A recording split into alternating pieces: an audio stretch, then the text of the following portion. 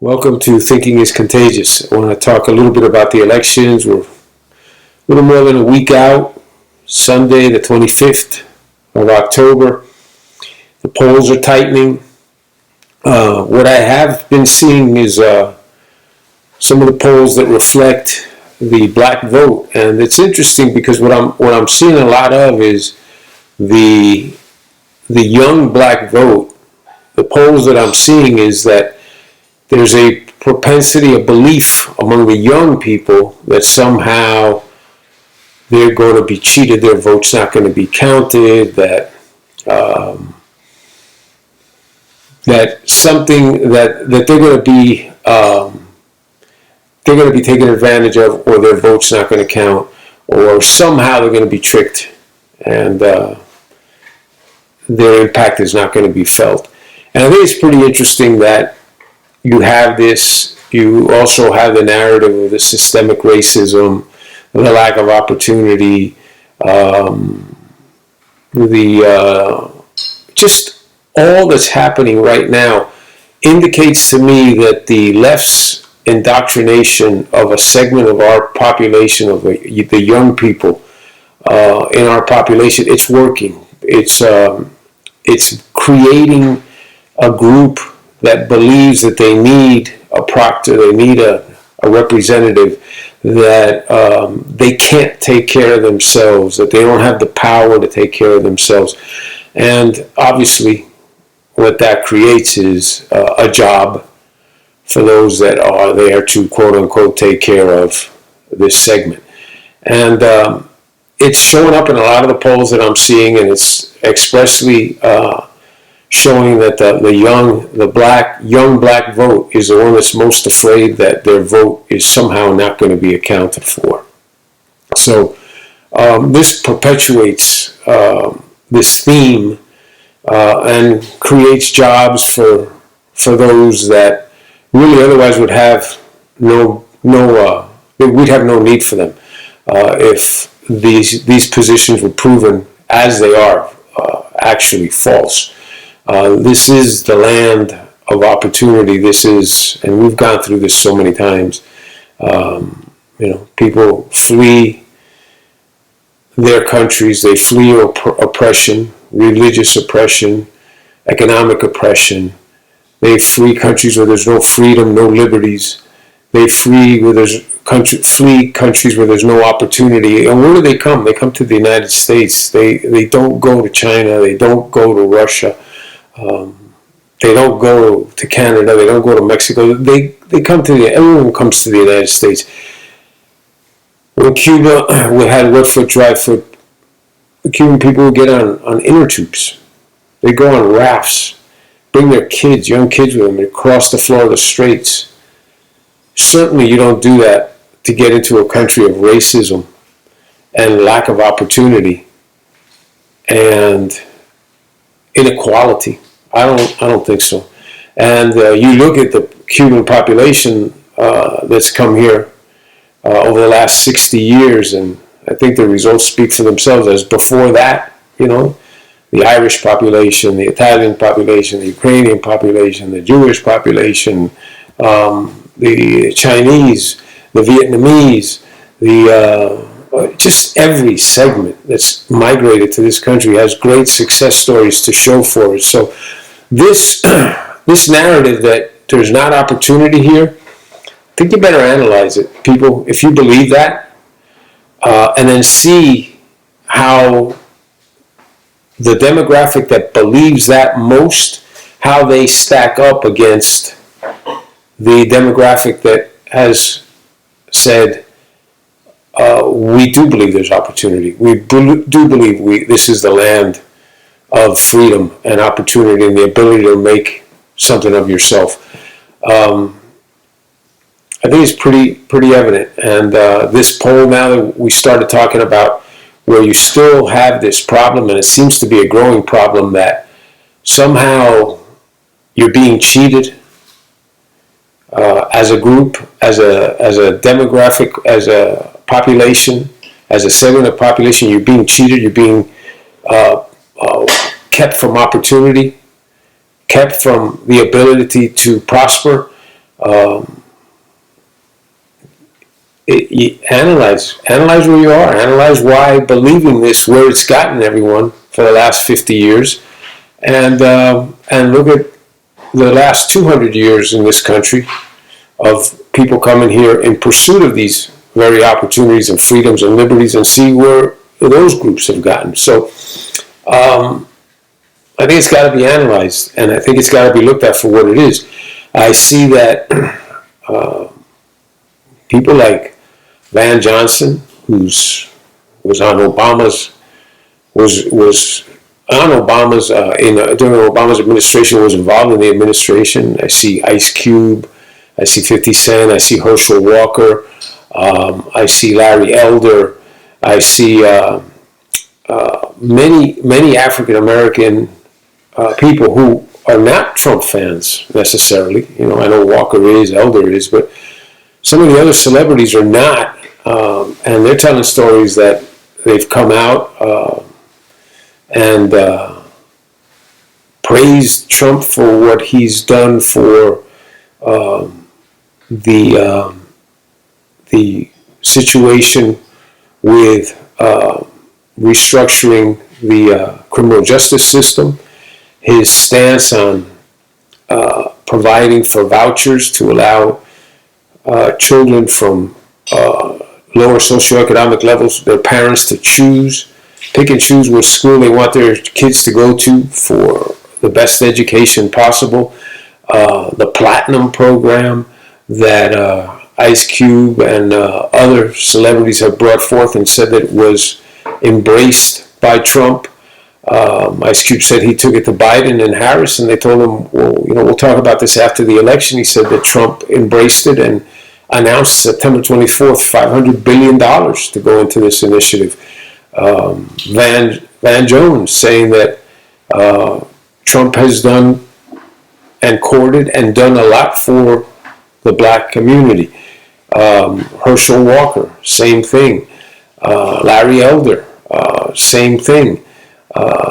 Even Charlemagne the God, who's, you know, in my opinion, not the sharpest knife in the drawer, but he's come out and said, you know, you have to acknowledge what Trump's done for the black community, what he's done funding the historically black colleges for 10 years. Before, they'd have to come back every year with a hat in hand and be at the mercy of the legislature. He gave them 10 years. The entitlement zones that he's created, Trump. Like I said, the prison reform. Before the China flu, China virus, the advances in African American income levels, home ownership, net worth, median incomes, same with Hispanics, same with women, closing the gap between genders, lowest unemployment rates. You can sit there and point the finger of economic issues as we currently have today. You can try to blame them on Trump. It has nothing to do with Trump. Trump's economy was soaring, was booming, and Biden's for 8 years provided nothing that even compares to what Trump has done. You look at the poll that came out last week, which was really upset me that Trump didn't bring this out, but Americans were polled, and 57% of Americans said that they were better off today, that was October 20th, 2020, than they were 4 years prior. Even with the China flu, even with the slowdown, the shutdown of the economy, better off. Unemployment was 3.5%. The lies that the left is hiding behind is exactly that. It is lies, it is manipulation, and it is a lack of respect. What they're trying to tell you is that they don't think that you have the attention span. They don't think that you have the common sense to see through these fictitious stories. I mean, is Biden pro-fracking or against fracking? Is Biden pro the Green Plan or against the Green Plan? Is Biden going to shut down the oil industry, or is he not going to shut down the oil industry? I guess it depends what day it is. They are in complete disarray. They are lying to you through their teeth, and they are hoping to be able to hold on and somehow pull out this election. But as I've said before, the Democrats and the left, especially the left, the AOCs of the world, Elizabeth Warrens, the Comrade Bernie, they are very willing to lose this battle in order to win the war. The war to them is the defeat of capitalism. And they are very willing to lose this war. They put up Biden-Harris, and I equate it a lot to McCain, Palin, against Obama. The Republicans knew they weren't going to win. And the Democrats, I think, felt that they had no shot at winning, and they were willing to put up a candidate in Biden that was acceptable collateral damage if they lost him. They knew that he was going nowhere anyway. So take a run at him, put him as the face, see if you can sneak him in as the Trojan horse, run and cover for the socialist liberal left. If by some miracle he's elected, they'll be the first to claim that he's incompetent, physically, mentally unable to proceed, and you'll have Kamala as your president, and you have AOC probably as her vice president, and Elizabeth Warren in the cabinet, and Comrade Bernie in charge of propaganda, whatever he'll be in charge of. And that's one scenario. And it's highly unlikely. The most likely scenario to them is they lose the election to Trump. But they've really paved the way with these polls. They've paid for these polls.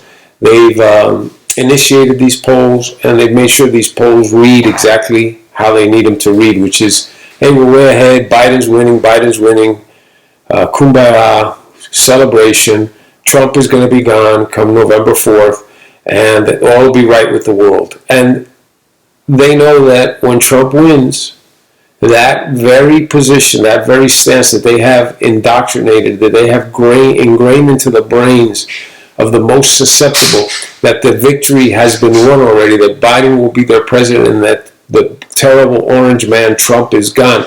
When they see that that didn't happen, that's when they'll push the button of chaos, the button of rage, the button of peaceful protesting in the form of rioting, pillaging, burning, assaults, shootings, attacks on people, seizing government property.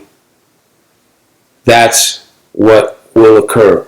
And that is the big war that they're aimed at, which is eliminate America's capitalist democratic republic and replace it with what is their agenda, which is socialism, if not communism. First step socialism into communism. That's what's behind all this. That is where all this is aimed at going. And that is why this election to the left is a milestone to them, because the outcome is not as important. It's not as important as the big picture to them. And they feel that they are at the front step, the front door, ready to kick in the door to bring in communism. Only we can stop this. And understand what the objective is. The fact that they are more than ready to lose the election, because nonetheless it will allow them to take the next step in their war, is the scary part. Like, win or lose, their agenda is set. And the crosshairs are you and me and all who value our freedoms, liberties, and who want this country to continue what it has represented since its inception.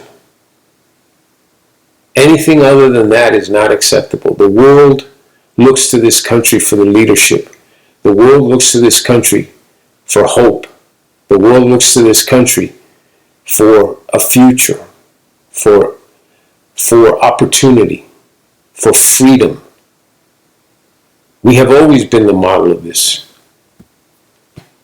And to allow the left to sneak in cannot occur. So, first step first, let's make sure we elect Donald Trump as president, Trump 2020. And, in my opinion, if I'm right, the chaos that will ensue will only mean one thing: an FDR type scenario where I don't think it'll be the best interest of the country to change horses. We're going to need law and order, and we're going to need to make sure that we are stable economically, politically, free religiously,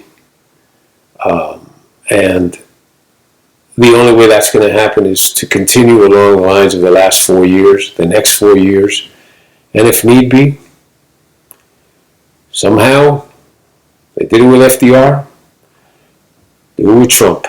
Trump 2020 and beyond, don't want it to go there. Quite candidly, I want him to serve his second term, move on, and the country be in good shape and we be able to continue our processes. But if we are in the midst of what I think we're going to be in, which is anarchy from the left, they're going to have no choice. Remember, the reason we have a Donald Trump in the White House, the reason why Donald Trump is president is because the left took their shot with Obama. Without Obama, without the incompetency, without the hypocrisy, without the divisiveness, without the anger, without the humiliation of the Obama administration, you don't get Trump. You get another politician. If he had done just a decent job, you get another politician. We get Trump because the United States said we cannot afford another administration like the one that just left here. And they're well aware of it. The United States is well aware of it. And Obama, Biden speak for themselves. And when history writes the final chapters on that administration, it'll be the darkest days in the last 150 years of this country, or at least the last 100 years of this country. It'll be the darkest days. And the ineptitude, the undermining of America, the fraud, the enrichments, and the agenda to divide and conquer will be made quite apparent. Okay, that's where I stand on it, and that's what I believe. And like I said, on the part about the chaos that will ensue with a Trump victory, I hope I'm 100% wrong, because that's not what any of us want or need. But I feel pretty confident that you're going to see it.